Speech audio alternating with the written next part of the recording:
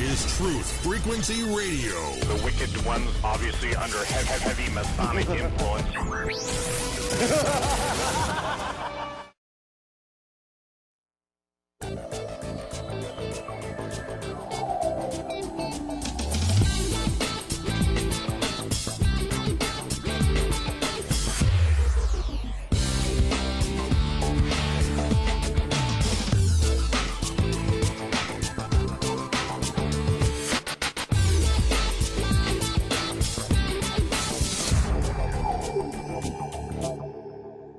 And hello and welcome to the Revolutionary Radio Project. I'm your host, Rob Skiba, and this evening I'm going to be joined by my guest, Zen Garcia. We're going to be talking about, well, as usual, a controversial subject, that being the calendar, the biblical calendar or the Enochian calendar. What calendar should we be on?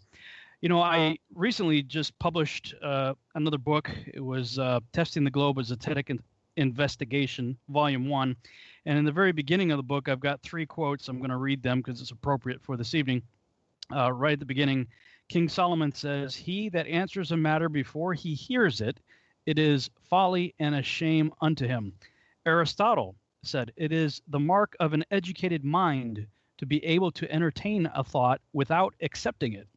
And Herbert Spencer said, "There is a principle which is a bar against all information, which is a proof against all argument, and which cannot fail to keep a man in everlasting ignorance. That principle is condemnation before investigation."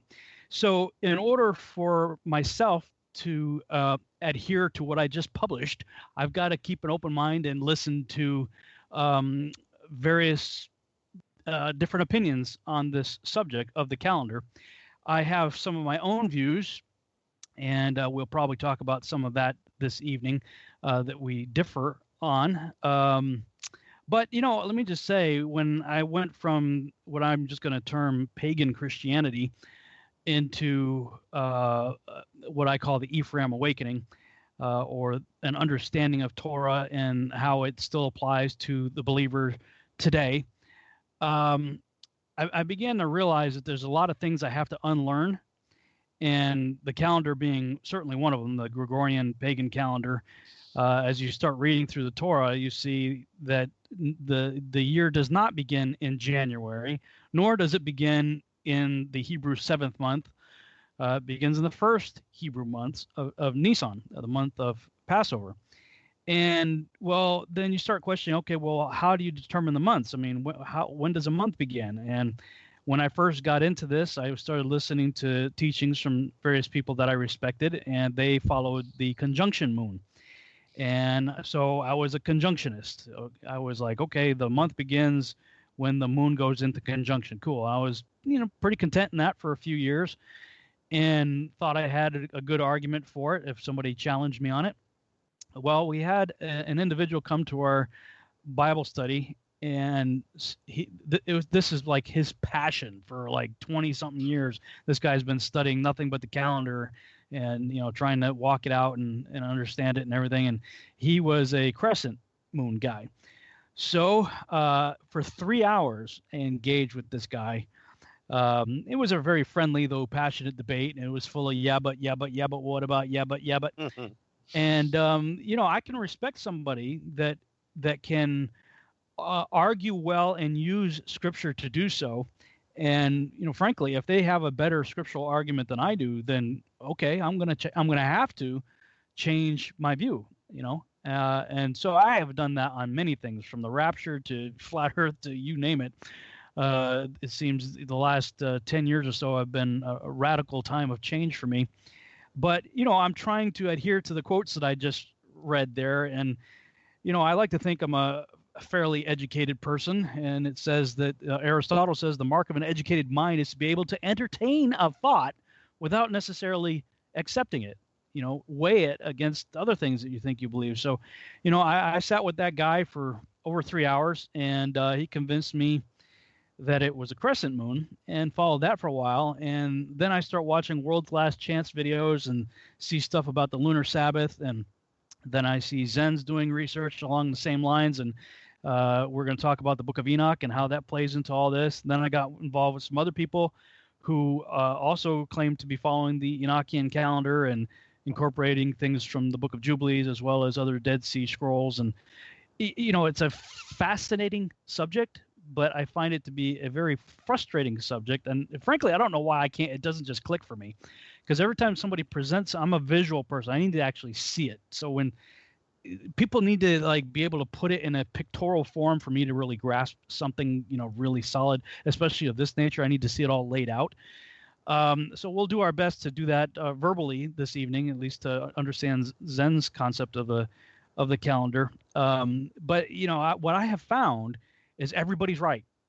And everybody's wrong. Right. You're wrong if you don't believe the way I do, and I'm right and whatever, and you're a heretic, and it's all the usual nonsense. But Zen and I have had numerous discussions about a wide range of controversial subjects and things that I haven't fully embraced before, or things that I didn't agree with.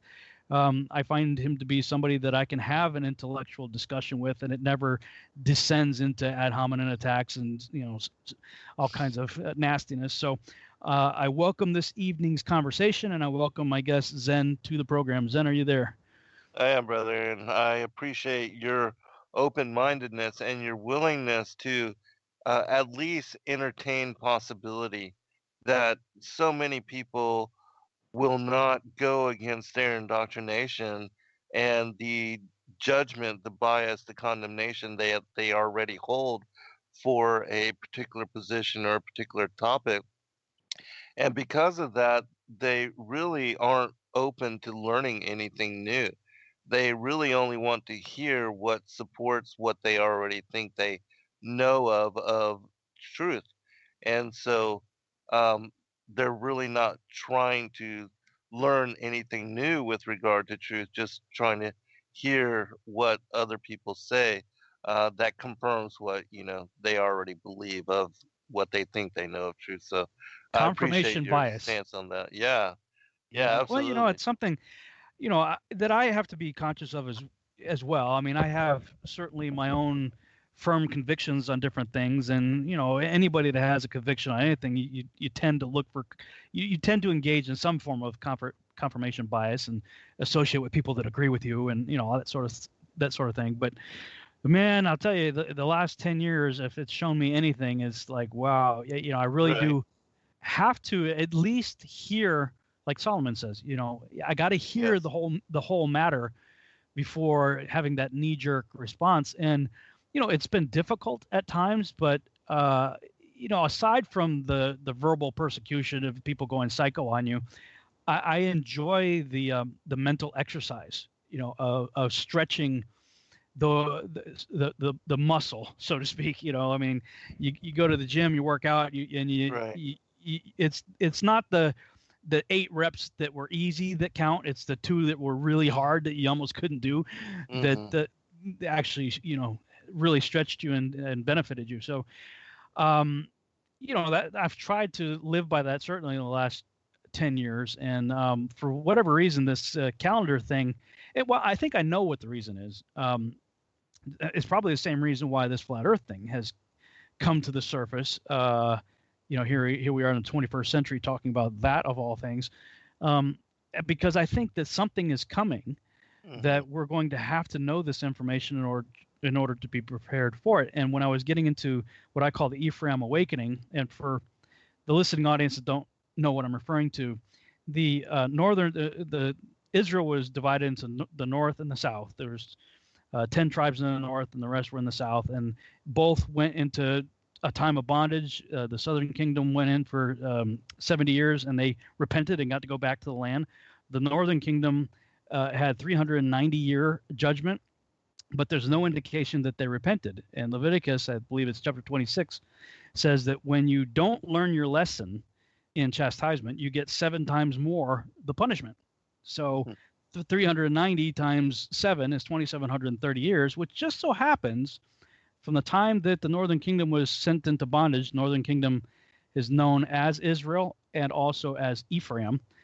Well, that was about 720-ish BC, and 2,730 years forward from 720-ish BC takes you to about 2009, 2010. And that was a time period that my wife and I began to wake up to this understanding that, hey, wow, my Bible doesn't begin in Matthew, and Galatians is not the only book of my Bible. Wow. you know, and here I am studying Genesis for years on end regarding the Nephilim and Nimrod and all that stuff. And, the father is sort of nudging me and saying, hey, my son's in there too. Why don't you check that out? And starting to have some awakenings as to what Yeshua said to the men on the road to Emmaus. He says he started with Moses to explain who he was. And I was like, well, I could explain my Messiah from Isaiah and Psalm 22 and a few other places maybe, but I couldn't have done it from Moses. So I started praying, God, show me. And as he did begin to show me, I started seeing that he has holidays, holy days. Yes. Leviticus 23, and I had already thrown off Christmas, and I call it Xmas and Ishtar Day, Easter, as a result of my Babylon Rising research. So, but you throw off these, traditions, longstanding traditions for many of us, and then you have this void. Okay, now what? And then all of a sudden I see, wow, I've got these appointed times that are for me, and they're all about my Savior. So, Sabbath being the first one, and then the feast being the other one, but it's all on a different calendar. So I believe that Yahuwah is on a schedule, that he has a divine script. Yeshua is the main character. He knows his lines perfectly. He hits his mark every time, but he hits them on the appointed time, the Moedim. And so that's why I believe that this calendar topic is important, and it's something I'm going to have to start paying more attention to. So this may be the first in a series of interviews I may do with various people, trying to get different points of view till I can really wrap my head around it. But I figured, since we've been together on shows, I was just on your show last week, and you've been on my show a number of times, and we both have the same opinion of the Book of Enoch.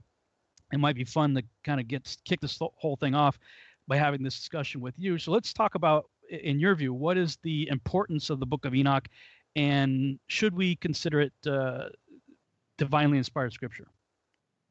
I believe absolutely so. And the reason I say that is because of my work in decrypting the book on the courses of the heavenly luminaries.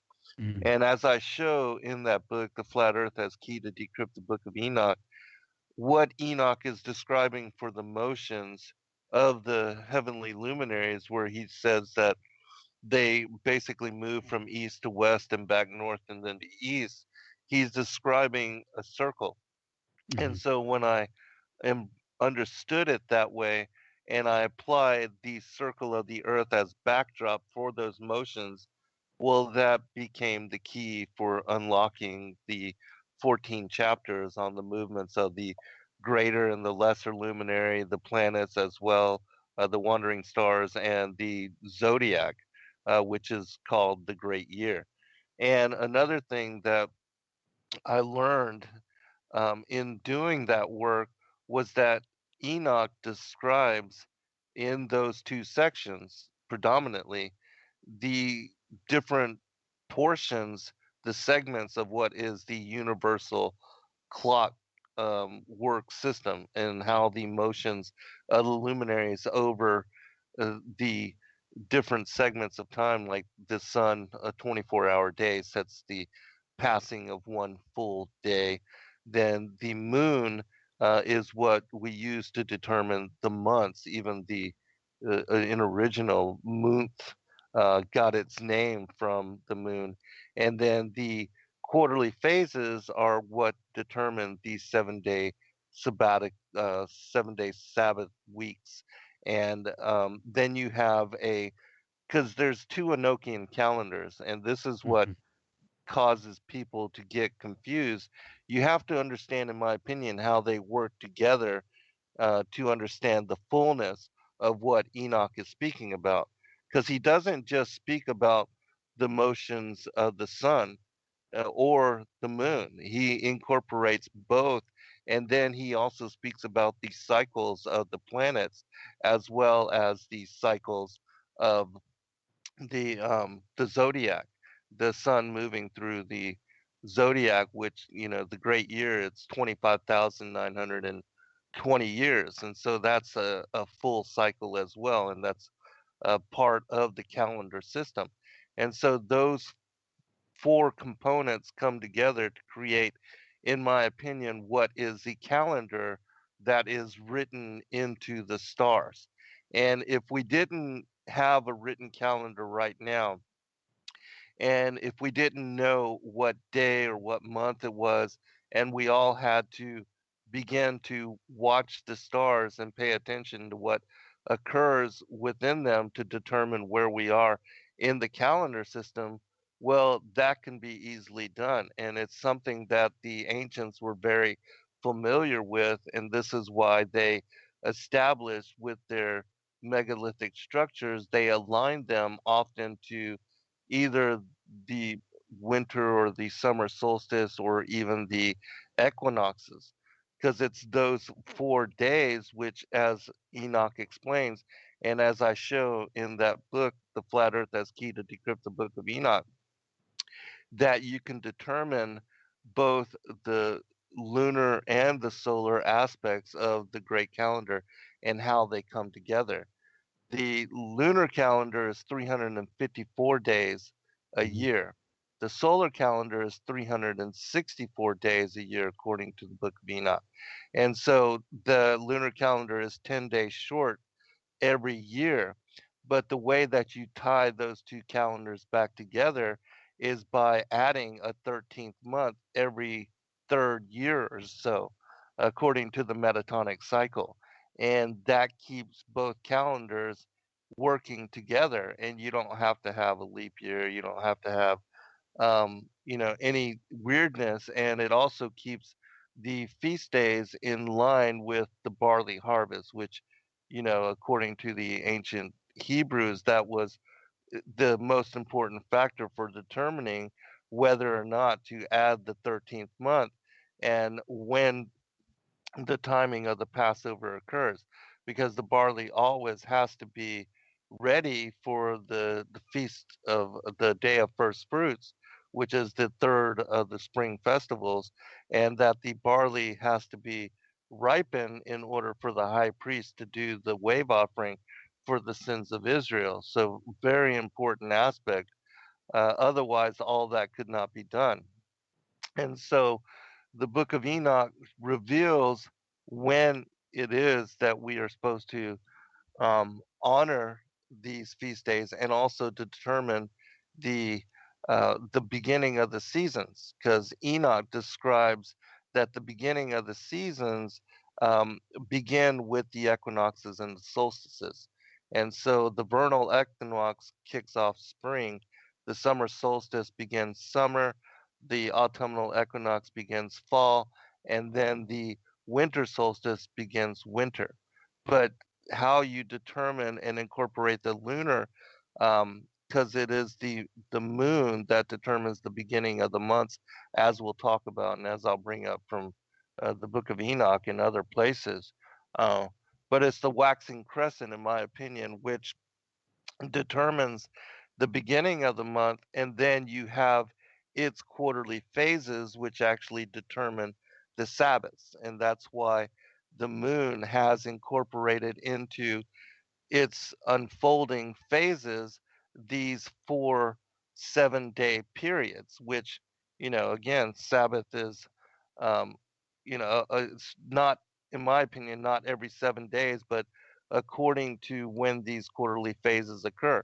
And so the shepherds, the ancient Hebrews that did not have a written calendar, while they're out there shepherding their sheep and pasturing and being with their animals, they, weren't paying attention to or didn't have a calendar on the wall, but they knew how to look up at the stars to determine where they were according to the calendar system. And it can be determined according to the movement of the sun back and forth between the Tropic of Capricorn and the Tropic of Cancer, where you are in the zodiacal year, as well as watching the phases of the moon, the first quarter moon, the full moon, the third quarter moon, and the lunar conjunctive moon, where you are with regard to Sabbath.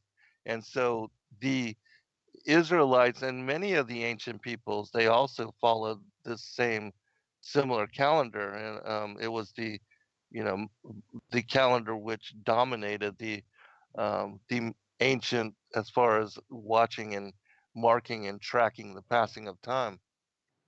And so during those ancient times, as I said, people weren't watching or looking at a calendar on the wall. They were watching the heavens. There was no TV. They were sitting outside by firelight, by campfire, and they were witness to the stars and the movements of the heavens every night. And so they were very familiar with how the luminaries were moving. And so the Enoch, as well as many other um, ancient sources and ancient texts, as we can talk about this evening, for instance, the book of Ecclesiastes, chapter 1, verses 5 through 7, when you read them from the Targum version, they describe exactly what Enoch is speaking about as the movements of the luminaries through the six gates of heaven, which is something that, we'll also talk about and go into further.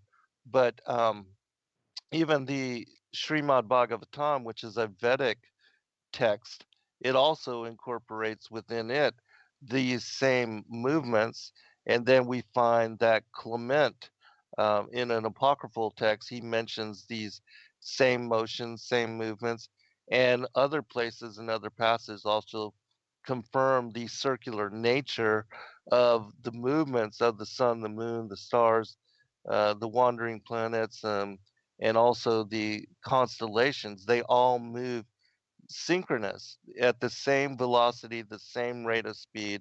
The moon is a little bit slower than the sun, which is what causes it to go through its phases. It lags 50 minutes behind the sun in its rotation every day, and that's what causes it to go through its 29 and a half uh, day period, the synodic month, and it averages that amount of time to go through its four phases, going from a waxing crescent to being completely void of light. And so, again, that's what gives us the determination as to the lunar days, but also, in my opinion, sets the beginning of the month, which, as I said, Enoch describes to us. And I'll actually bring it up here since we're going into this now. That in verse 72.5, he says, "At that time it appears and becomes to you the beginning of the month. 30 days it is with the sun in the gate from which the sun goes forth. Half of it is extent 7 portions, one half, and the whole of its orb is void of light, except a seventh portion out of the 14 portions of light." So he's telling you here that when the moon makes its appearance as 1/7 portion out of its 14th portions, which is when it first becomes visible as a waxing crescent, that to you is the beginning of the month. And he tells you exactly when that occurs too. He says, on that night when it commences its period, previous to the day of the month, the moon sets with the sun. We know that when the moon sets with the sun, that is a lunar conjunctive moon, because it rises with the sun, moves with the sun, and sets with the sun, and that's why we're not able to see it. So that's a lunar conjunction moon. And then, and on that night, it is dark in its 14 portions, meaning completely void of light. That is in each half, but it rises on that day with 1/7 portion precisely, and in its progress declines from the rising of the sun. So as I said, it lags behind the sun 50 minutes every day, and then it becomes lit up by 1/7 portion. And so Enoch is telling us here that when it descends and is no longer moving with the sun and becomes full 1/7 portion of light, that is to us the beginning of the month, and that is also when it is in its waxing crescent phase. And so when you study even the word for Kadesh, which is the Hebrew word that we translate for the time of the new moon, that word itself comes from it means the new moon, monthly, the first day of the month, the lunar month. But it comes from the verb kadash, which that verb means to be new, to renew, to repair, or to make anew, which is what the moon is doing when it is in its waxing crescent phase. And so it's renewing its light, it's repairing itself, it's making itself anew in light, and it's moving towards fullness. So it is on the waxing crescent that we have the beginning of the moon. There's another from the book of Ecclesiasticus, which is in the Apocrypha. It's called the wisdom of Jesus, son of Sirach. In chapter 43, on the splendor of the moon, it says, "It is the moon that marks the changing seasons, governing the times, their everlasting sign. From the moon comes the sign for festal days, a light that wanes when it completes its course. The new moon, as it is named suggests, renews itself. How marvelous it is in this change, beacon to the hosts on high, shining in the vault of heaven." That went quick. Yeah. And we're back on the Revolutionary Radio Project. I am your host, Rob Skiba, and this evening I'm talking with my guest, Zen Garcia, about the Enochian calendar, or at least one version of it. We did sort of a real high-level overview, and boy, time went by really fast. The first segment, I was in the break, just jumped on both of us. Wasn't quite expecting that. Wasn't paying attention to the timer, but have you ever heard of a woman named Professor Rachel Elior? No. There's I'll post a link in the Skype for you, and I'll read it for everybody right here. Just the URL if people are interested. It's podcast.occs.org/WP/ELIOR-the-riddle-of-the-Jewish-calendar. I know it's a long URL, but it's worth listening to. It's a audio. I think it's like an hour and a half, something like that, long lecture that she gave, talking about the community that wrote the Dead Sea Scrolls and why they did, and what was going on there. And she laid it out in the best way that I've ever heard it. I was familiar with a fair amount of the concepts that she was talking about, but she really laid out a very easy to follow timeline of how, when you get to the time of the Maccabees, right, and you got the Romans coming in there, and actually they actually, in the book of Maccabees, First Maccabees, I think it's chapter 4, it talks about when Antiochus Epiphanes offered the pig on the altar, that was called the abomination of desolation. Now we know that Yeshua later, over 100 and something years later, says that there's going to be another one, apparently. Right. But they called that the abomination of desolation, which, the act of bringing a pig into the stone temple was called the abomination of desolation. And my wife says, "Wow, I wonder what that's like if you bring it into our temple of flesh." Right. It's one of those things the Torah says, yeah, don't do it, and modern science agrees. But that was the beginning of a really rough season for the Israelites. And then all of a sudden the legitimate priesthood was usurped by Roman appointed people and whatnot. Everything got off of Torah completely, and by the time of Yeshua, you had a completely illegitimate priesthood officiating in the temple. And so, but there was a legitimate group of people that still adhered to the Torah, and they're like, you know what, forget it. There was like Texas seceding from the Union kind of thing. Okay, we're done. They just went out and they did their own little thing out in the desert, and they were preserving their text. And there's a number of writings in the Dead Sea Scrolls talking about the sons of light against the sons of darkness, and it was this whole like internal civil war of ideology between those who believe the day begins at sunrise versus sunset, and the keeping of the calendar in the right way and whatnot. And the fact that they had so preserved the Book of Enoch. I mean, there's something like 6 copies of the Book of Enoch alone just in Cave 4, as well as other manuscripts, throughout, I guess, and in different languages too, as I understand it. This was clearly important to them in the Book of Jubilees and whatnot. I mean, this was their lifestyle they were keeping.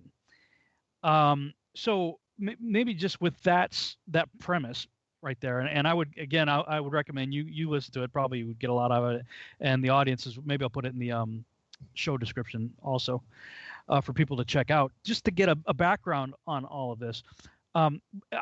One of the other things I changed my view on was when the day begins. Now, of course, on our calendar it's midnight, right? Right. We are told that the Jews, well, it's at sunset. And then I come across the Dead Sea Scrolls, and they're like, no, it's at sunrise. And it was actually the requirement for the Yom Kippur, Day of Atonement, that a particular appointed time takes place on the 10th day of the 7th month, but you're told to begin it on the evening of the 9th. And I used to use that scripture to say, see, the day begins at sunset. The problem is, if you actually, again, I got to see things visually. So if you can imagine 8, 9, 10 on a calendar being Monday, Tuesday, Wednesday, and if you believe that the day begins at sunset, then the evening of the 10th, the evening starts the day according to the standard model that most people believe, would not be Tuesday the 9th. The evening of the 9th in that mindset would be sunset on Monday the 8th, which means you would not keep the Day of Atonement on the 10th.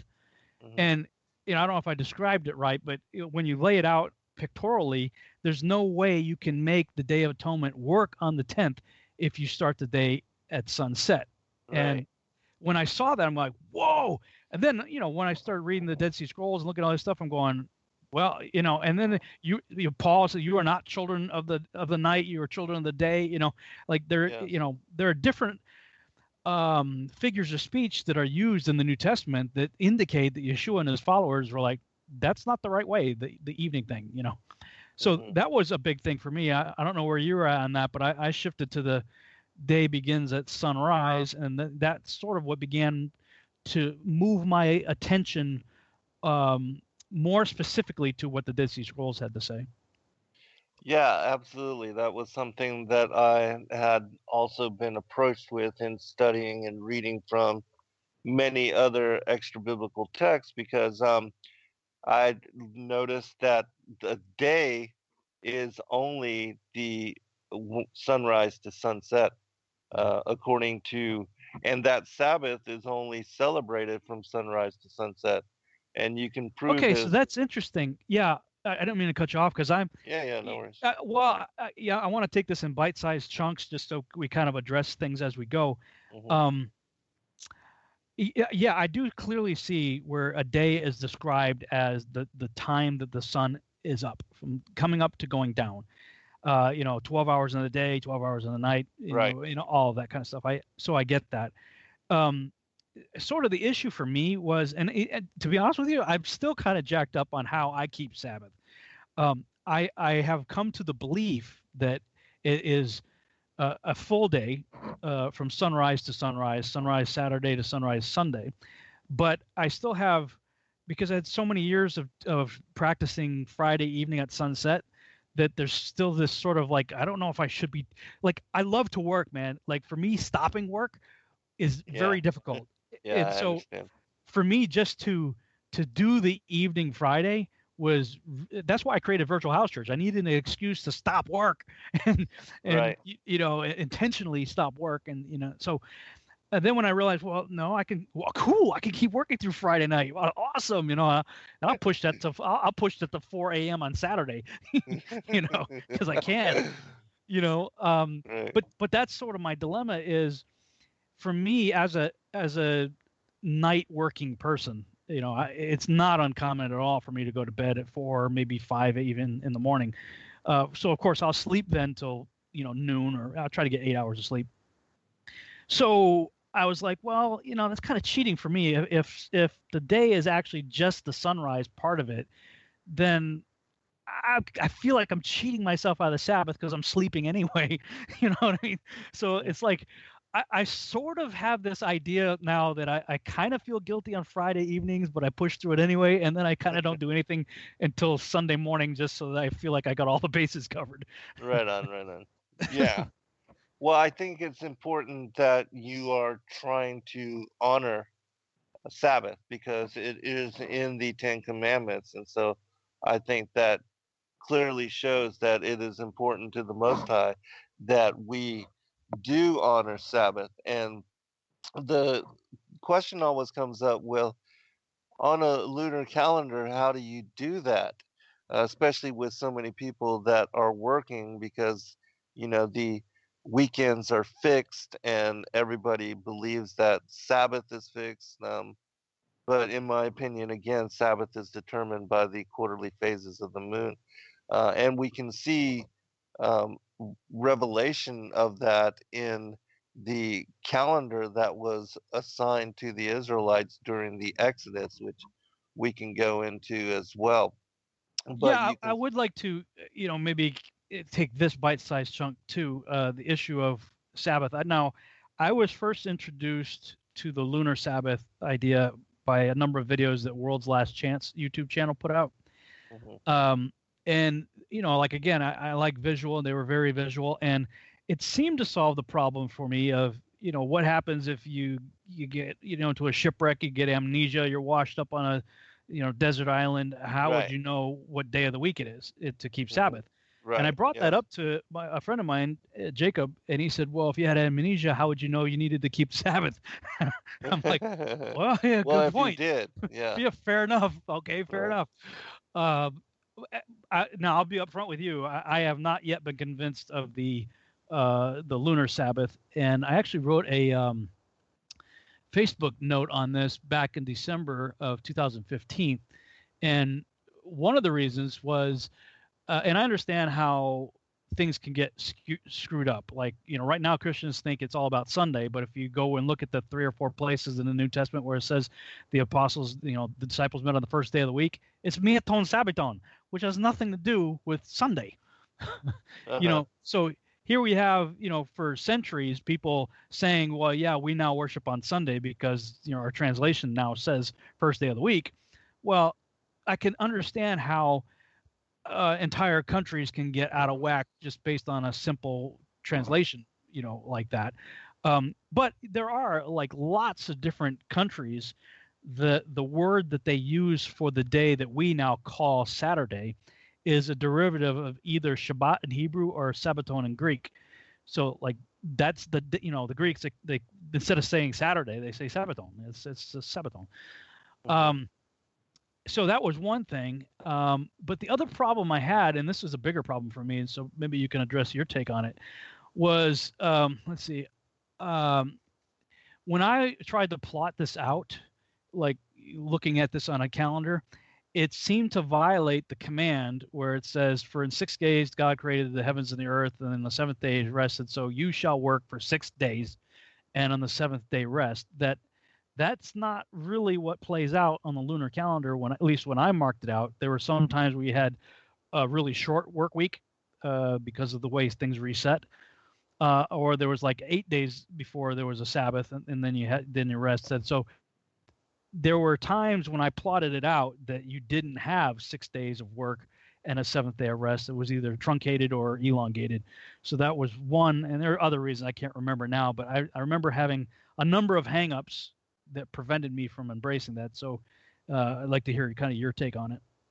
Yeah, I think that that commandment, the 6 days to rest, and the you celebrate Sabbath on the seventh day, that is connected to not the first day of the lunar calendar, but the 4 quarterly 7-day weeks that follow, because Kadesh is not included in the weekly count. Even when you look at the Hebrew calendar, Kadesh is simply the first day of the lunar month, and then you have the 6 days of work, and then the seventh day is the Sabbath, and there are 4 weeks of those.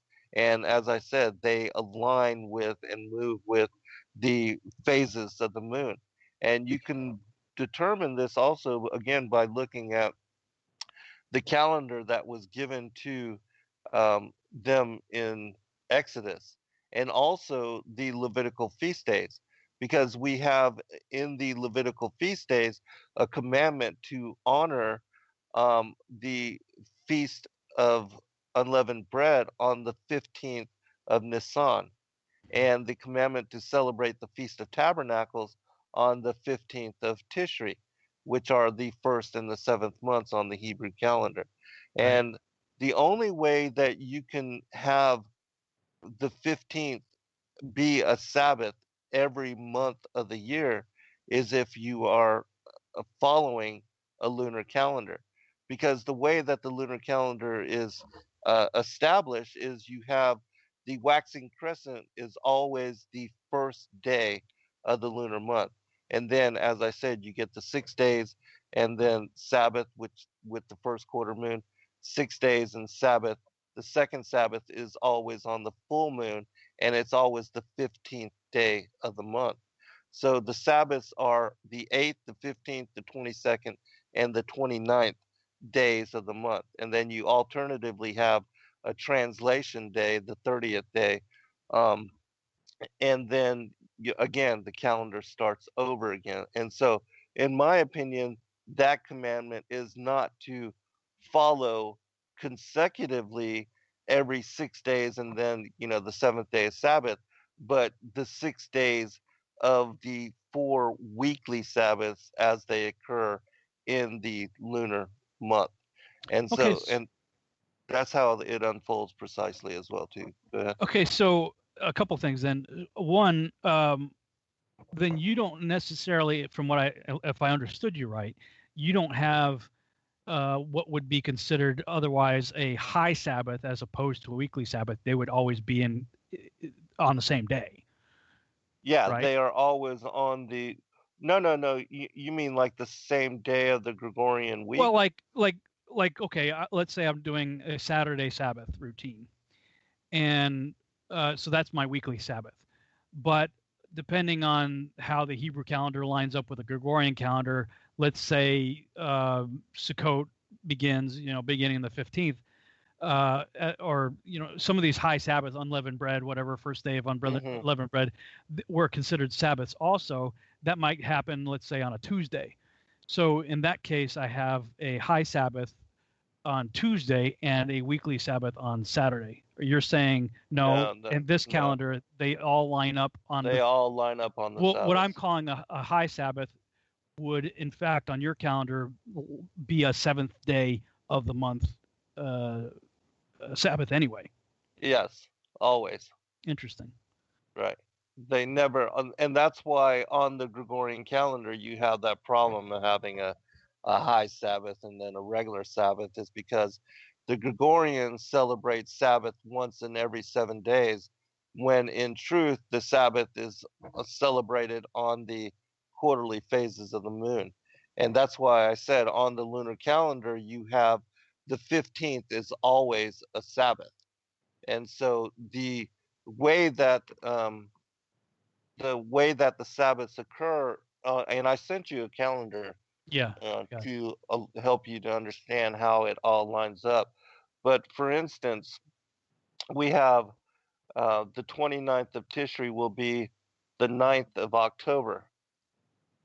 And then we have just yesterday, Rosh Kadesh, the waxing crescent, made its appearance, and then we're in the second day of Shavan.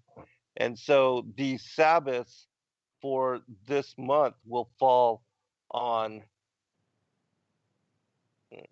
Wednesday. And so the first Sabbath will be on the 17th, and then the full moon Sabbath will be on the 24th, and then the third quarter Sabbath on the 31st. And then next month we have the lunar conjunctive Sabbath on the 7th of November. Then we actually have a 30th day. And then we have on the very on the 9th, you have Rosh Kadesh for the month of Kislev, which is the 9th month of the Hebrew calendar. And then so on next month, the Sabbath will actually occur on Fridays. And so the Sabbaths move according to, when the quarterly phases are, but the every 15th, like I said, every 8th, 15th, 22nd, and 29th are Sabbaths. And they align with the quarterly phases of the moon. And there's, as I said, when you look at Exodus, this also aligns with um, the story of Moses, because remember Passover at midnight, the angel went over and killed and slaughtered all the Egyptian firstborn. And then it was after that that Aaron and Moses were called to go visit Pharaoh. And then after that, Pharaoh released them. Well, I'll actually read it. It says, "And it came to pass that at midnight the Lord smote all the firstborn in the land of Egypt, from the firstborn of Pharaoh that sat on his throne unto the firstborn of the captive that was in the dungeon, and all the firstborn of the cattle. And Pharaoh rose up in the night, he and his servants and all the Egyptians, and there was a great cry in Egypt, for there was not a house where there was not one dead. And he called for Moses and Aaron by night, and said, Rise up and get you forth from among my people, both ye and the children of Israel, and go and serve the Lord as ye have said." And so that's when they went back. They told the Hebrew people. They woke up for sunrise, and that was Sabbath. That began the Sabbath. And then they celebrated Sabbath until sunset. And then you see after sunset, that's when they left, and they left out of the land of Egypt. And it says, and it came to pass at the end of the 430 years, even the selfsame day, it came to pass that all the hosts of the Lord went out from the land of Egypt. It is a night to be much observed unto the Lord for bringing them out from the land of Egypt. This is that night of the Lord to be observed of all the children of Israel in their generations. And so it was that night on the 15th, which if you celebrate Sabbath the whole day, they wouldn't leave that night. But it was Mm. after sunset that they left that night, and it was during a full moon, which is a perfect time for them to leave. So, I mean, and so that's when they left, and then they went, to, they wandered and they walked out unto the Reed Sea. And so all of that occurred on in the same manner. And so you see that Sabbath again is according to the story in Exodus. It's celebrated from sunrise to sunset, and I'll bring up some other passages that also affirm the same thing. But when they went into the promised land, and also how the Most High had given them the quail and the manna to eat, that he gave it to them for 6 days. um, and they came there on the same day, like 2 months later, and then their calendar began again. But it shows the way that the manna and the quail were given to them. It also shows that every month it occurs the same thing, that you have the the waxing crescent announcing the beginning of the month, and then 6 days and Sabbath, 6 days and Sabbath, 6 days and Sabbath. And so every 15th is, and it shows that on the 15th they were not given any manna. um, and so that shows that the 15th was a Sabbath, and it's only when you are following the lunar conjunctive calendar that every 15th of the moon is in fact a full moon. Sabbath. And just from what we see revealed in Leviticus, that the Feast of Unleavened Bread is always on the 15th of Nisan, and the Feast of Tabernacles is always on the 15th of Tishri. Mhm. Those, it's only, again, it's only by honoring a lunar solar calendar, as I'm explaining it here, that those days are indeed a full moon Sabbath. And so, Well, in the sense that you in your concept, there's no such thing as a high Sabbath apart from a weekly Sabbath. They're one and the same. right, yeah, they are always one and the Because same. the other guys would say, well, we still have a Sabbath on the 15th, but it's it's whatever day it is apart from the weekly Sabbath. You know, so they would have multiple Sabbaths that week. Yeah, but Well, that doesn't make sense. I got to be careful that I don't embrace things just for my own convenience, because I'll be honest with you, what you're telling me is a very attractive calendar because I can work more, but I don't want to embrace it for that reason. You know what I mean? Yeah, yeah, It's like, no. I'm already working at night, so woohoo, I don't actually really I've come to appreciate Sabbath for the fact that I actually do need to rest because your back, your arms, things start hurting from sitting at a computer all day, whatever. You need that break. Um, but I will say this is a very difficult schedule for anybody who has a typical uh, working lifestyle. Now, you and I, we work for ourselves, so we can make our own schedule. That's no problem. Right. But your typical 9 to 5er, which is most people, it's hard for them to have a shifting Sabbath, Oh, I and know. to the point of, frankly, impossibility. I don't know how you could, in a typical working environment, ever get away with that. Right. Yeah, I understand that. And that's what makes it difficult. But again, that doesn't make it wrong. Just because we have changed everything now to where, you know, they have us following a calendar which is uh, not. Oh my Wow. gosh. Here All we right. go again. Pick it up on the other side. Yeah. And we're back on the Revolutionary Radio Project. I'm your host, Rob Skiba, for the second hour of the broadcast. I'm talking with my guest, Zen Garcia. And right before the break, we were talking about an interesting calendar, certainly for people who would want to try to keep it in today's modern society. With the typical 9 to 5 routine with a weekend, having a sliding Sabbath on the Gregorian calendar would be quite not impossible. I mean, God can make a way where there doesn't seem to be a way, but I would think that would be a difficult thing. But like you said, that doesn't mean that it's wrong. Right. We are to be a set apart people, so I can see both arguments. Frankly, and more so probably in your favor, in that God calls us to a different standard, and certainly the devil would do everything he can to try to throw us off of that.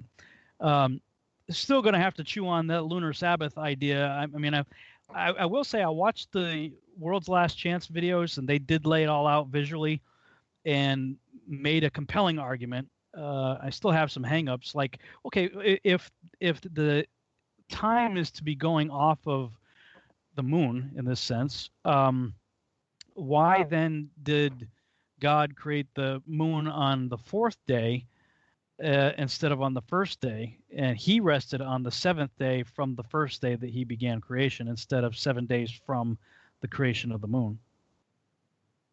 That's a really good question with regard to the luminaries being created and placed into the firmament on that fourth day. I don't know, how that corresponds with how it, as far as being the fourth day of the creation week.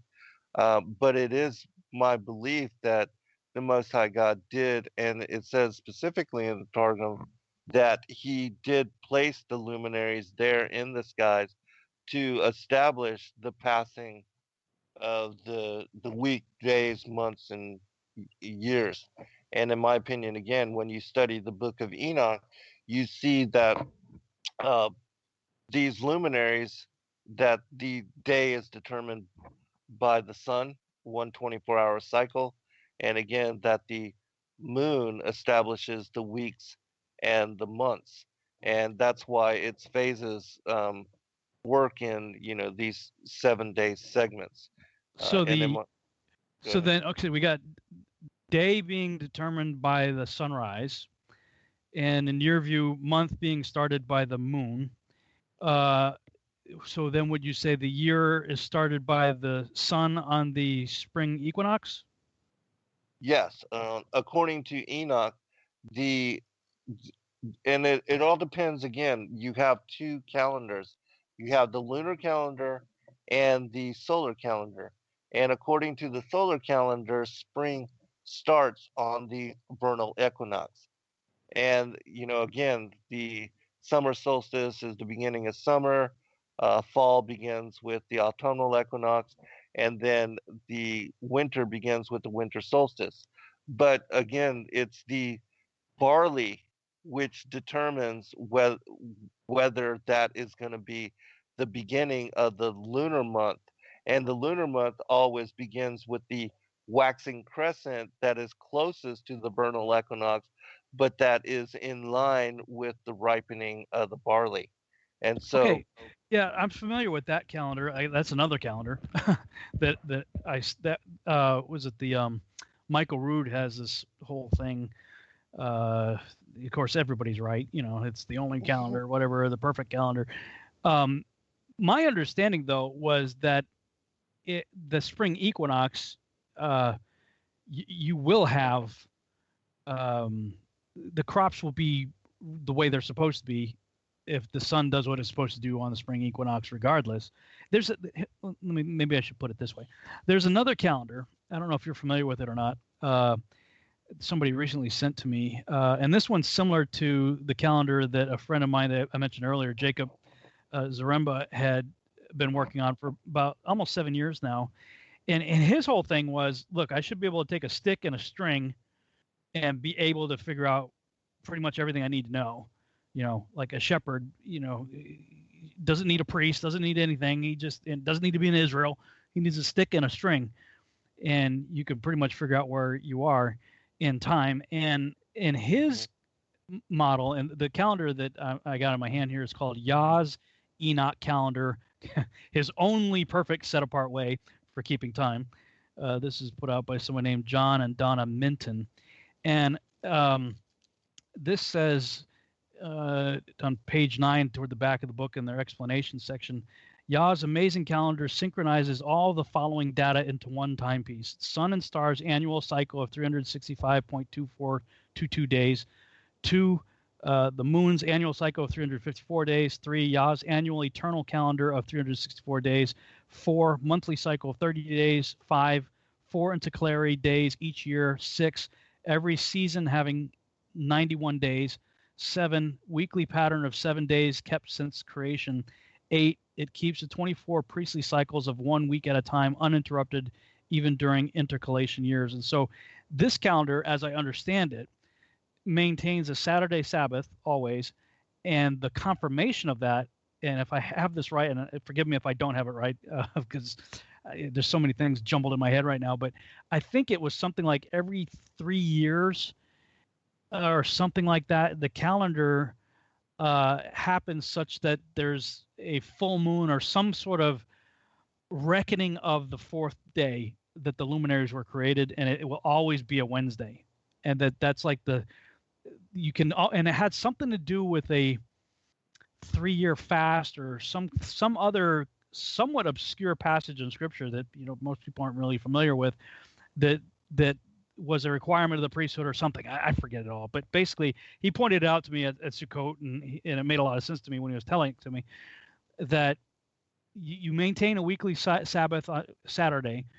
There's no 13th month, and everything stays perfectly in sync, and it resyncs itself, so you're in sync, such that it's always going to be a Wednesday on the fourth day is always going to be a Wednesday, like every 3 years or something. I don't remember what it was, but this is what has me intrigued about these different calendars is everybody's trying to figure out how do we reconcile lots of different things in Scripture, not just a few things. They all have to line up, and that's the quest that I'm on right now. I'm trying to figure out which one does the best job of lining them up.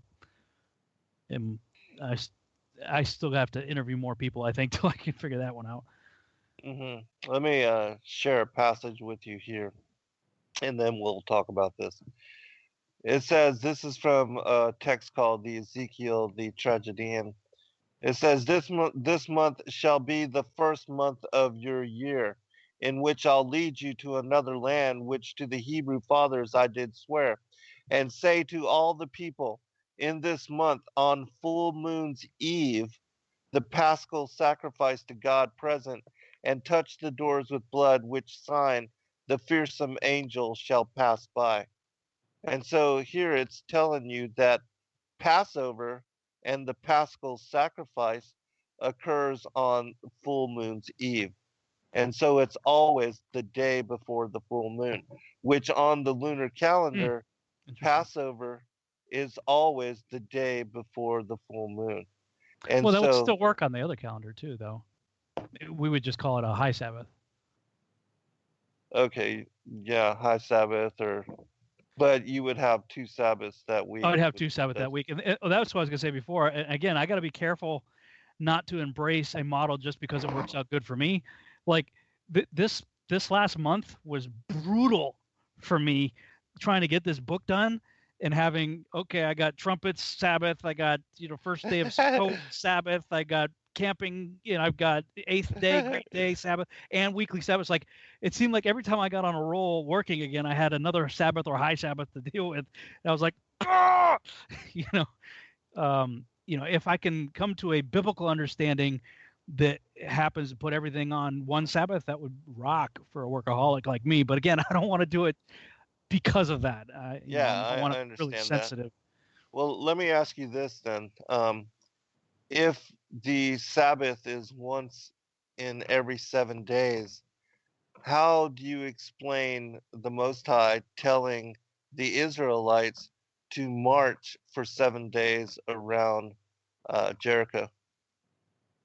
Are you thinking that would one of those days would qualify as work and be a violation of Sabbath? Well, yeah, absolutely. If it's every 7 days. Well, but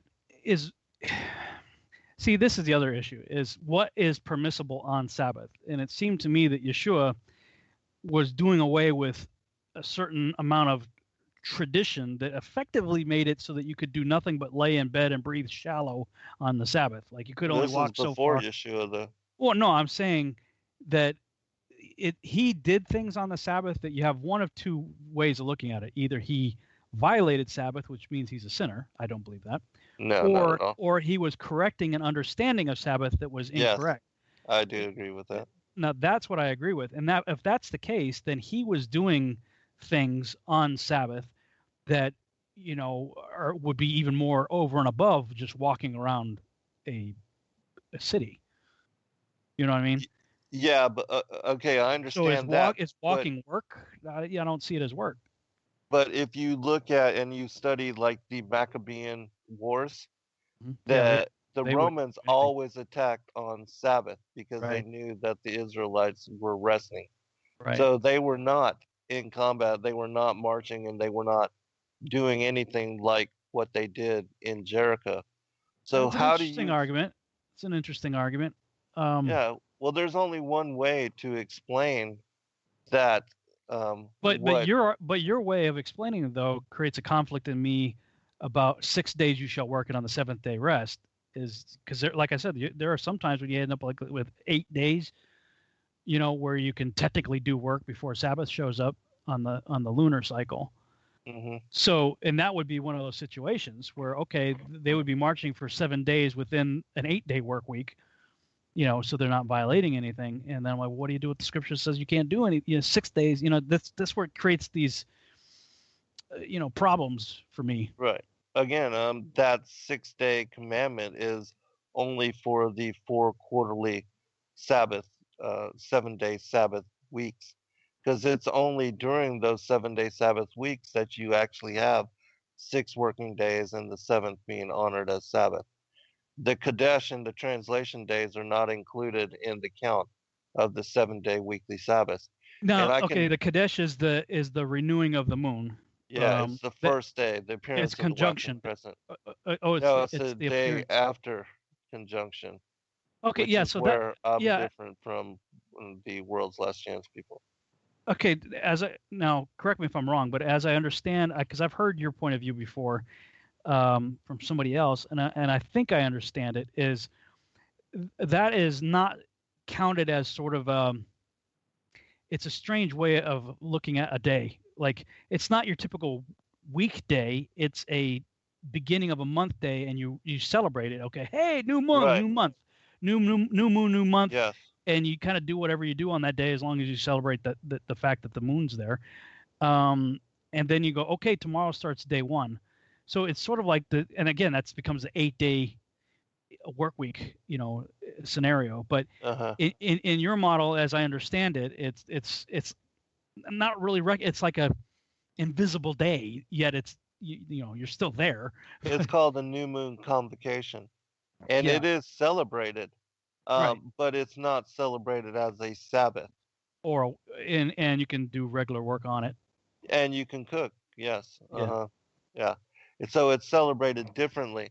But again, going back to Jericho, the only way you can explain them marching for 7 days if that first day was Kadesh. And so you Or would if have, marching is not considered work. I mean, they weren't fighting; they were just walking around a building. yeah, but they didn't do that during the Maccabean Wars. I Well, mean, they it's were very well clear that, in the Maccabean Wars. They would have been taking up arms and fighting. This is just, they weren't fighting; they were just walking around a building. well, you could say that, but again, in my opinion, the Most High wouldn't have commanded them to march for 7 days, and because on the seventh day he says rest, they're not supposed to be marching.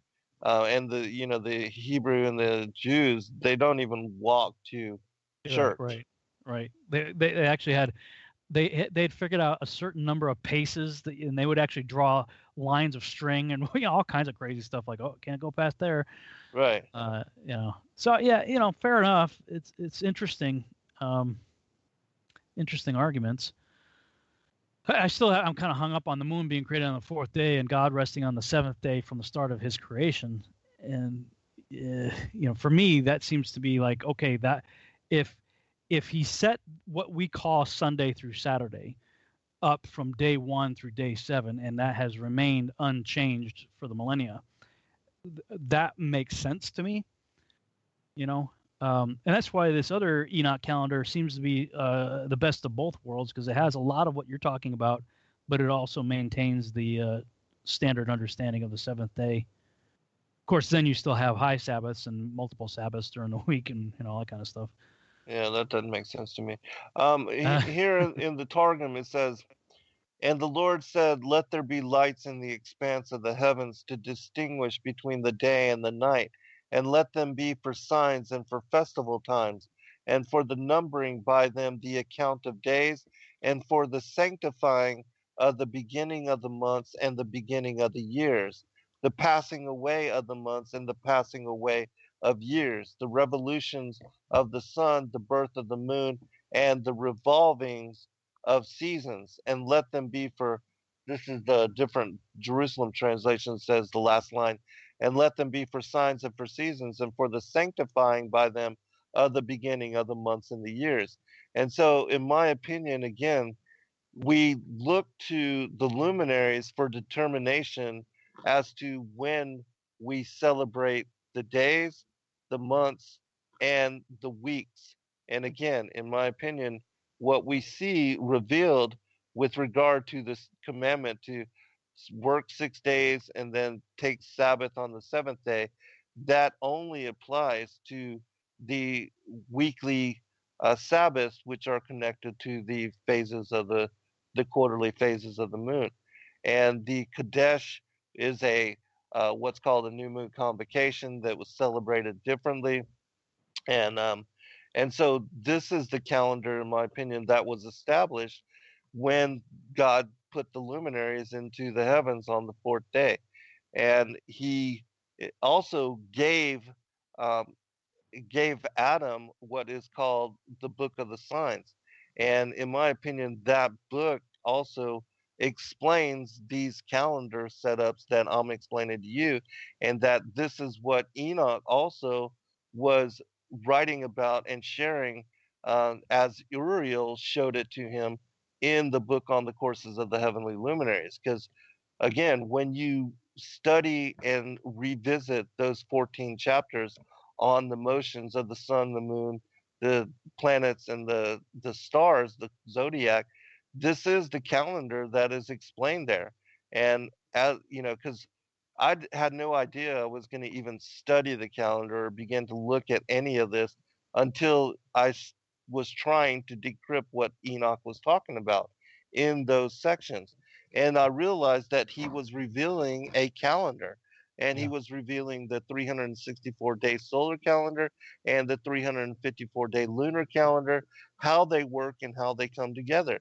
And again, going back to ancient times when the shepherds are out there with their sheep and out there for weeks at a time, they didn't have a written calendar. They were watching the heavens for determination as to when they should celebrate the Sabbaths. And those Sabbaths that they celebrated, as it says with this, the passage on Ezekiel, the tragedian, the Passover was always the day before the full moon. The full moon was always connected to the Feast of Unleavened Bread as well as the Feast of Tabernacles. I mean, there's no other way to go about it. And so, if this is the calendar that the Most High restores to Moses during the Exodus, because it is the calendar that was given to him, we can do a whole show on this if you want to. Um, but even with the way that he gave them the manna and the quail, it also confirms that the 15th was a Sabbath every month, even when they were 2 months, down the road and entering into the promised land. Um, all of these things, it's only when you follow the lunar calendar that the 15th every month is a Sabbath. And Well, that's interesting. So it's not just, I understand the unleavened bread and the Sukkot argument, but you're saying the 15th can be shown to be a Sabbath every month. Every month, not just on, Nisan or Tishri. Right. Every month, the 15th is a full moon Sabbath. So, but I mean, do you have a scripture reference for another one apart from unleavened bread and Sukkot, referencing the 15th being a Sabbath? No. I mean, those two. But again. Well, because those two work on actually, frankly, every calendar that I've looked at so far still has that, because they all have a way of working it out so that the 15th is still that. And you can look up and like all of the calendar that I have on my virtual house church is the one that my home group is following, is not an Enochian calendar. However, every time we do Sukkot, there's that full moon right there, boom, and we're like, okay, we're doing Sukkot, here we go, and somehow it managed to work out even without doing the Enochian calendar. Are you talking about like a high Sabbath and then having a? Well, yeah, it was like in the calendar we would have multiple Sabbaths. So the high Sabbath 15th could be on a Tuesday or a Wednesday. Actually, this year I think it was a Tuesday, as I recall. So yeah, that's what I'm talking about. It was brutal for me because here I am. Okay, I'm trying to keep Sabbath more or less sort of Friday night, but I cheat because I become convinced that it starts at the day on Saturday, and then I was going right through the Sunday morning. So I've got that Sabbath, and then cool, I got a whole day work on Monday, and then oh man, Tuesday I got a high Sabbath, and then I got to get ready to camp and get the stuff all ready, and then a few days later I got a weekly Sabbath again. So it's, for me, I was like Sabbath every other day, it seemed like. That sounds really confusing to me. Well, it's not confusing. It all lays out okay. Well, if you're celebrating Sabbath twice in 7 days, that seems kind of confusing. We're calling it a high Sabbath, as opposed to a weekly Sabbath. Well, so what's the difference? Well, in practice, there is no difference. In both days, you're resting. It's that you're Well, then how considering. can both days be a Sabbath? Well, because they're considering it. Well, the way we looked at it was like a holiday. Oh, okay, it's Christmas, and it's on a Tuesday this week. In this case, oh, okay, it's Sukkot, first day of Sukkot. It's a Tuesday this week. It's a it's a midweek holiday. Yeah, maybe that's a better way of describing it in our understanding of the calendar. But on the, in Leviticus, the 15th of Nisan and the 15th of Tishri are a Sabbath. Well, and if it falls in your calendar, Tuesday, it is in your calendar, your high Sabbaths are in conjunction with weekly Sabbaths. So exactly, there is no difference. Yeah, you don't have multiple weekly Sabbaths. Right. I shouldn't say that. You don't have multiple Sabbaths within a week. That's a better way of putting it. Yeah, there's so supposed to be that's a only one cleaner. Sabbath. That is certainly a cleaner schedule to be able to keep. So I can embrace that. Well, one of the arguments I heard on the fourth day issue about the everything else in creation was created with the appearance of maturity. Adam wasn't created as a newborn; he was a fully grown man. And so the counter argument that I have heard to the how come the moon shows up on day 4 is that the moon shows up on day 4 in the fourth day phase of its maturity. Yeah, that's what I would say too. Is because again God established them and put them into the expanse of heaven on the fourth day, but they are aligned to his calendar as he reveals it, and as he also gave it to Adam. He also gave him the book of the signs, and again, we can do a show where we talk about the Exodus and how it can only be explained what is revealed in Exodus chapters 12 through 14 if you apply it to this calendar that I'm talking about here. Well, that's what would seem to give validity to the book of Enoch also as a antediluvian book that way long before Moses was even a thought in anybody's mind. That he was shown, and of course Enoch, seventh from Adam, he's not too far from creation. A few several hundred years. Adam whatever, was still alive. Yeah, exactly. So exactly. So it's very early in the infancy of humanity that he is shown, here's the big picture, dude. Here's how it all works. So that to me, again, gives validity to the book of Enoch, although with an interesting caveat is the first chapter of the first book says it's not for this generation. It's for the guys that are going to live in the last days in the time of tribulation, which is like a mind-blowing, like, whoa, that's for us. And just guess what? It caused, because of a rift within Judaism as a result of the Romans and the Maccabees and all that kind of stuff, this community made a point of preserving all of these ancient texts, some even antediluvian in the case of Enoch, which was a collection of books, actually. Stored away that just so happened to pop out in 1947 for us to check out, and be having these discussions today. Right, exactly. Here we go. The break. And we're back on the Revolutionary Radio Project. I'm your host, Rob Skiba. For the final half-hour segment of the broadcast, I'm talking with my guest, Zen Garcia. And as always, this is just flying by. Like, it's like a break keeps creeping up on us every time we get on a roll. Right before the break, we were just talking about how amazing the Book of Enoch was, that it was written presumably in the infancy of humanity, in the antediluvian world, where this tremendous detail is shown to Enoch about how everything works. But in the very beginning of it, it says, this book's not for this generation, but for a remote future generation that will come and live in the day of tribulation, which many of us believe we're rapidly approaching that's talking about the terminal generation, our generation probably, or some soon to come. And that within our parents' lifetime anyway, probably, this Dead Sea Scrolls pops out, and it happens to have all this information for us to check out and to digest and to debate. Have you heard of this other group that I was talking about in their calendar? the Yeah. John and Donna Minton? Well, no, I have not. But I'd be interested in taking a look at it. Yeah, But I'll I email you thought the you were PDF. talking about, yeah, I thought you were talking about the Dead Sea, the Qumran community. Well, of course you're familiar with them. I know Yeah. that. Uh-huh.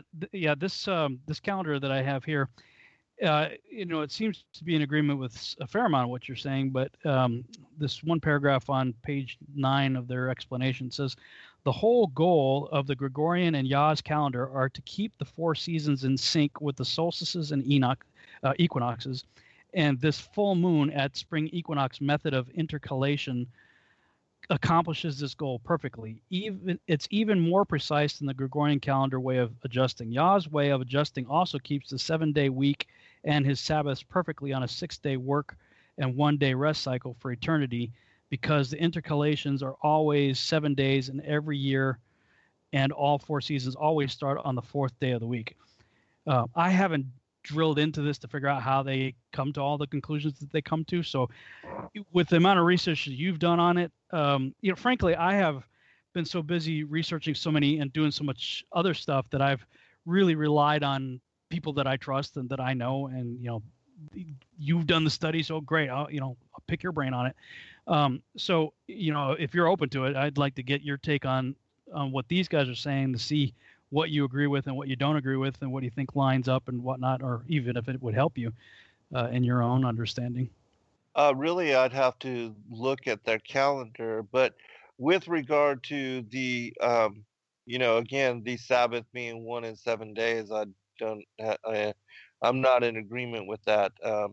In my opinion, one of the luminaries, then the reason that the moon was established to work in quarterly phases was to help us have a visual representation of how Sabbath occurs and unfolds. Yeah, And fair so enough. That argument actually does make sense, that there would be something very big and very obvious doing its thing up there.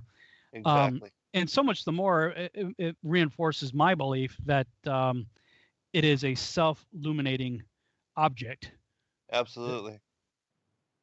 that's up there. In fact, we were talking before we got on the broadcast about the presentations we're going to be doing at the conference in Denver, and something occurred to me. I don't know if you've even noticed this, but on the 4 seasons animation that I did from Stellarium, showing how the sun moves in and out on its circuit. Yeah.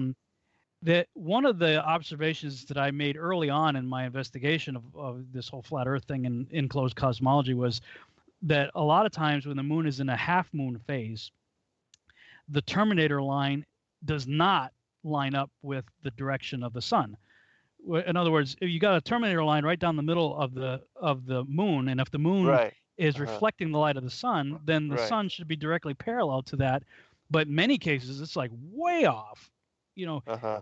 The angles are totally off, and I forget what they call it, but there's all this tap dancing about how it's refraction and whatnot, which is so bizarre, because you might use the refraction argument if they're low on the horizon, but anytime I've seen this, especially when they're both up at the same time, as many times they're both like right up there at the 10 and 2 o'clock position in the sky, and the terminator line's off, and then of course by the time the sun sets, it's way off.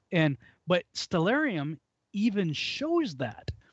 I went back and looked at the animation, and if you go back and look at my animation there that I did, is Stellarium actually will render it with the terminator line getting out of phase from parallel to the sun, which it was like, what is the software somehow figuring out when the Earth is going to have moisture enough to create refraction? I don't think so. Right. It's actually Yeah. showing the moon doing its own thing. Right. Right. Yeah, it is, and it is doing its own thing. Again, because it has its own light, and it is creating and moving through its own phases, independent of that of the sun. And so, again, in my opinion, what we see, and it's not just the solar and the lunar. You have to also consider the wandering stars, which is a whole another aspect of the calendar, and those cycles also have influence, like the people that follow astrology and horoscopes, Mhm. when they do a chart, they don't just chart where the sun and the moon are and how they influence you on the day of your birth, but they also chart all the other planets. And so all the other planets also have influence in some way, according to their cycles, as does the zodiac.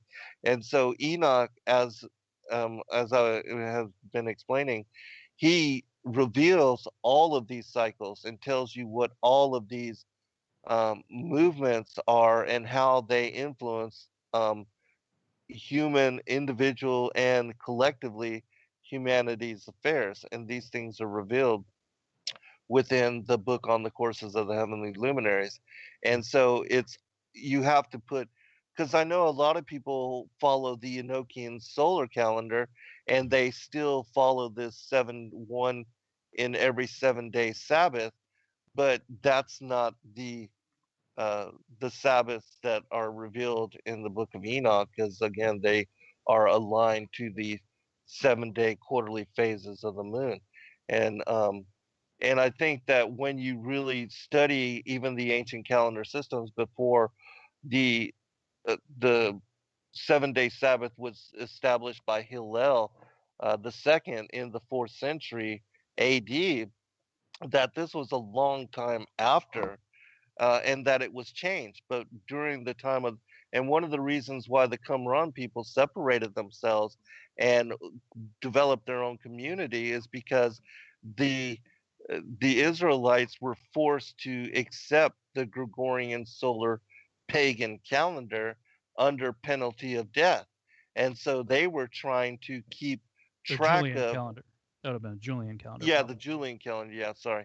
And so they were trying to keep track of when and how their calendar, just like how I took the Enochian calendar and overlaid it over the Gregorian calendar, Hmm. they did the same thing with the Julian calendar, in order to understand how the two connect together so that they could explain that to their followers and the other people that were interested in keeping the real calendar. And so you can find fragments and segments where they did this. Now, one other thing with regard to the Qumran priestly calendar is that because the priests were changed every month according to a solar calendar, they did observe and keep track of the solar calendar according to the position of the sun and as it moves through the um, the what are called the six gates of heaven in the book of Enoch. Like, if you are looking westward and you were watching over the course of the year the sun go back and forth between the Tropic of Capricorn and the Tropic of Cancer, and you watch the sunset every day on that horizon, you will know that on the winter solstice that the sun will reach its most southerly limit, that on that day it will be as far south as it will be during the entire course of the year. And then it will reverse course and begin moving back northward towards the equator. And on whenever it crosses the equator, it will be in the center, and that it will divide the night and the day in the equal 12-hour portion. And so the ancients could follow that, just like you said with your friend with the stick and Hmm. shadows and all that, and determine when the solstices are, when the equinoxes are, and when they occur. And so they did that at Qumran. They did that and they determined and they aligned their calendar accordingly. But they did so in order to ensure that the Levitical priesthood changed correctly according to the different solar months. Because again, on the Enochian calendar, it takes the sun 30 days to move through each of the gates of heaven between the Tropic of Capricorn and the Tropic of Cancer. There's 6 gates and it goes back and forth, and that creates the 12 months of the year. Well, those months are also aligned with the zodiac, like with the uh, Capricorn. When the winter solstice occurs, it occurs on the sign of Capricorn. And when the summer solstice occurs, it occurs in the sign of Cancer. And so you can set the zodiac and the movement of the sun according to these 30-day periods. And so that solar calendar is established that way. But again, in the second portion of the book on the courses of the heavenly luminaries, Enoch explains the motions of the lesser luminary, the moon. And he tells you that the beginning of the months are set according to the waxing crescent. And then you have that being the first day of the lunar month. Then the Sabbaths are established according to the quarterly phases. And so Enoch is telling you about uh, a, a seasonal solar calendar as well as a monthly lunar calendar and how they come together. And he explains that the lunar calendar is 10 days short of the solar calendar, and that you have to just about every third year or so, according to the metatonic cycle, to add a 13th month in order to bring the calendars back together in precision. Now, And does so, Enoch actually tell you that, or is that an assumption? no, well, he doesn't come out and say that, Because that's the another quarter. issue. Is the 13th month issue is like this other calendar that there's no 13th month, and one of their arguments is, everything is 12s. The order of the priesthoods, and there was no provision for armies or priests or anything for a 13. And so that's my question then is, if the model requires the addition of a 13th month that is not specifically mentioned in Enoch or Jubilees, I know a lot of people use Jubilees also, then where do we get this idea from? Yeah, again, it goes back to intercalation. And the way that they did it is by adding this 13th month. And it's still done even now for those, even the other the calendars who do Jews it. that Yeah. that follow the lunar. And then there's a lot of cultures that still follow, like the Muslims, they follow a lunar calendar. But anyways, and so no, Enoch doesn't say specifically to add a 13th month, but when you add up the math, you can determine that the only way that you can get the two calendars to align with one another again is to add a 13th month every third year or so, because again, he tells us that the lunar calendar is 10 days short. And so he tells you that in 3 years, that's 30 days short. And so I'll have to actually look to see the wording on, and if we do another show on this, I'll be sure to bring forth that. But he does tell you how to bring them together again, and he tells you the mathematics, and again, that the lunar calendar is 10 days short of the 364-day solar calendar, and how to bring them together again in perfect unity. Yeah, I'm going to send you after we get off the air the PDF that I was sent on this, so you can kind of look at this other calendar, because it does.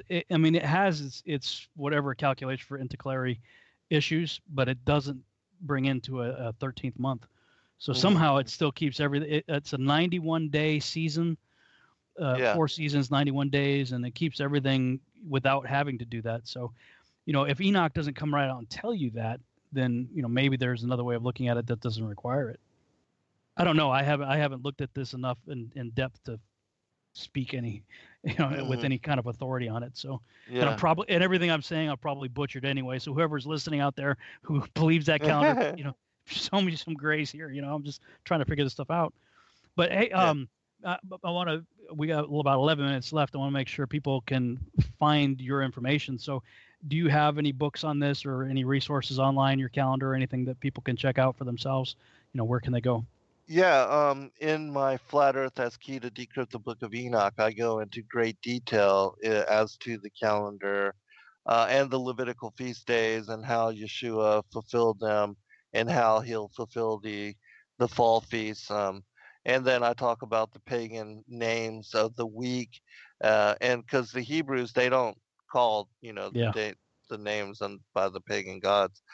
They just call the days 1, 2, 3, 4, 5, and 6, and the seventh day as a Sabbath, which is very interesting as well. But we also have a calendar set up that you can it's printed and you can put it on your wall, and it gives you all how the Gregorian calendar aligns with the ancient Enochian lunar solar calendar. All the waxing crescent, which is Rosh Chodesh, and then you have the 7 day Sabbaths according to the quarterly phases of the moon. Every the name of the Hebrew months, the year, the day, all of that is included in this calendar, as well as the solstices, the equinoxes, all of that. And so, in following our calendar, you can look to see, it's the 11th day of October, and then you can see, according to our calendar, exactly what day that is on, and you can learn the names of all the Hebrew months just by following our calendar as well. On our calendar, we have, that Rosh Chodesh occurred yesterday, Cheshvan. It's the 8th month, and I believe it's the 6,001st year. Mm.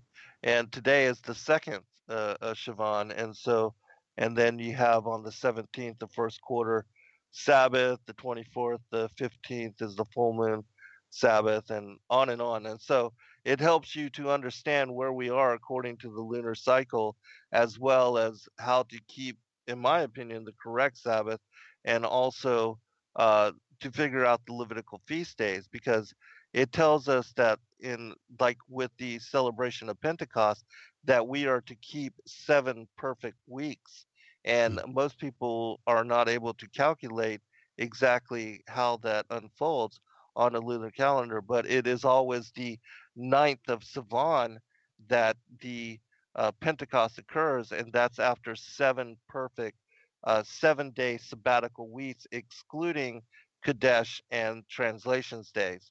And so it actually adds to be about 53 days when you exclude those days. But if you add 7 perfect Sabbaths from unleavened bread, it always occurs the day after the seventh Sabbath, which is the 8th of Sivan. So the 9th of Sivan is always when you celebrate Pentecost according to the lunar calendar. It gets into, really great detail, but you can find um, our calendars at lulu.com, the ancient Enochian seasonal calendar.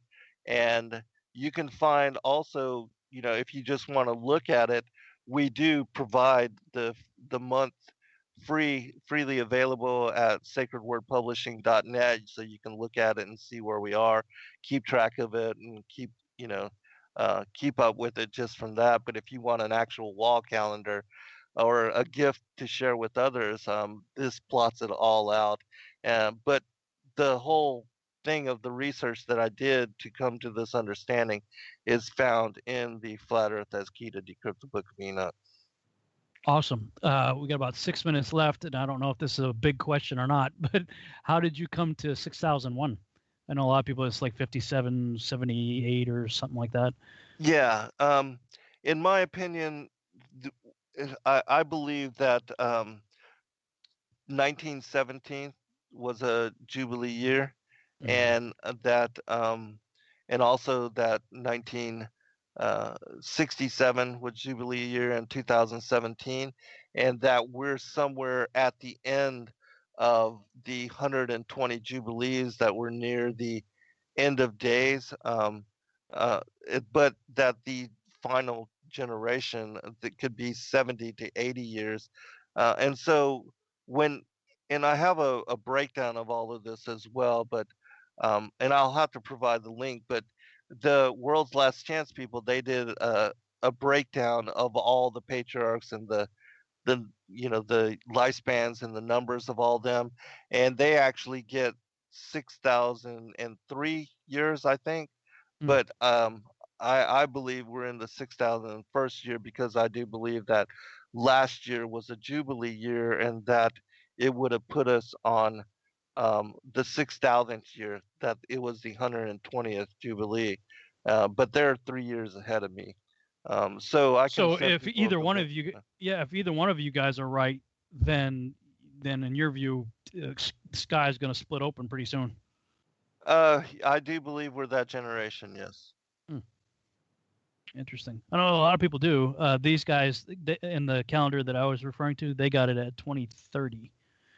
Of course, everybody's got their way of figuring stuff out. Oh, that's very interesting because I actually believe that it will be near 2029 as far as that the end of days will be. And the reason being is that in Psalms 90, verse 10, Yeah, it tells us 80th by that, strength. yeah, it's 80 by strength, which last year was the 70th the anniversary of the founding of the nation of Israel. And then you add 10 more years to that, it takes us to 2028. And so that would be the fullness of those 80 years, in my opinion. Yeah, I'm very familiar with all of that. I've that's one of the things I've moved off the page on. I don't give a whole lot of. Yeah. 1948 to me is like, yeah, okay. I looked at it. I look at that as a Rothschild Zionist, Freemason. Oh, I do too. Orchestrated. Yeah. So for me, 1948 doesn't really mean much of anything. Yeah. But even still, I mean, looking at the signs of the times, it's hard to look at everything and imagine that we've got a whole lot longer. I tend to think we've got longer than most of my peers, especially in the prophecy circuit. Yeah, everybody's like, tomorrow's the end of the world, I am definitely thinking much further out. So in the 20, and I've said 2028 is an interesting number. 2045 for other reasons. Certainly in the transhumanist secular movement, there's a big push for immortality through transhumanism. There's a whole initiative right. for 2045. So, yeah. And just the way things are going rapidly, working toward that goal right now, it's hard to imagine we got much longer than that. I mean, and if we do, it's not going to be pleasant. So.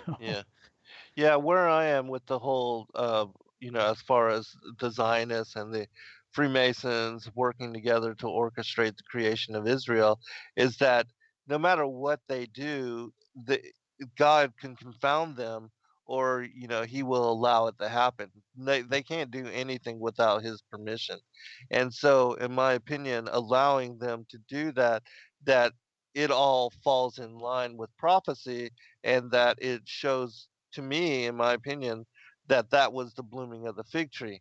And then in the because in Matthew 24, Mark 13, and Luke 21, they asked him specifically about the signs of the end of the age and of his return, and he tells them about the blooming of the fig tree. But in the Apocalypse of Peter asked him specifically what the blooming of the fig tree is and to explain it. And he tells them that it represents the house of Israel, and that when you see the regathering of the nation of Israel again, that this is the blooming of the fig tree. And even though, it was a Rothschild Zionist creation, still it falls in line with prophecy, and it represents the blooming of the fig tree, in my opinion. Well, one way or another, we'll find out probably. Yeah. Totally. We're getting to a point where at some time, probably within most of our lifetime, somebody's going to be able to say, "I told you so." Right. Yeah.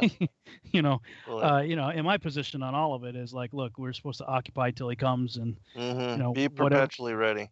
Be perpetually ready, and the calendar is becoming an increasingly more important aspect of being able to do that, in my opinion, that absolutely we need to get on his page. But I also believe that scripture says it takes in the mouth of 2 to 3 witnesses to establish truth. That I am of the opinion that one of the functions of the 2 witnesses spoken of the book of Revelation will be to finally line everything up. And are they Enoch and Elijah, as many people think? Maybe. There's several candidates, I think, in scripture you could look toward as possible. You could identify the 2 witnesses from scripture. But that's my opinion, is that those 2 are going to come along and say, okay, you guys got this right, you got that wrong, this right. Okay, you got to fix that. Okay, let's get this all in sync. 3 years. Okay, good, ready, cool. Right. And so, that may not be too far in the future, possibly, for all of us. But as always, man, great conversation. Thanks so much for coming on, Zen. Yeah, my pleasure. And hey, thanks for opening yourself to, studying, examining, and hearing about this issue. Always. And thank you guys for listening to the Revolutionary Radio Project. We'll see you back next Wednesday, 11 p.m. Central. Good night, everybody. God bless all.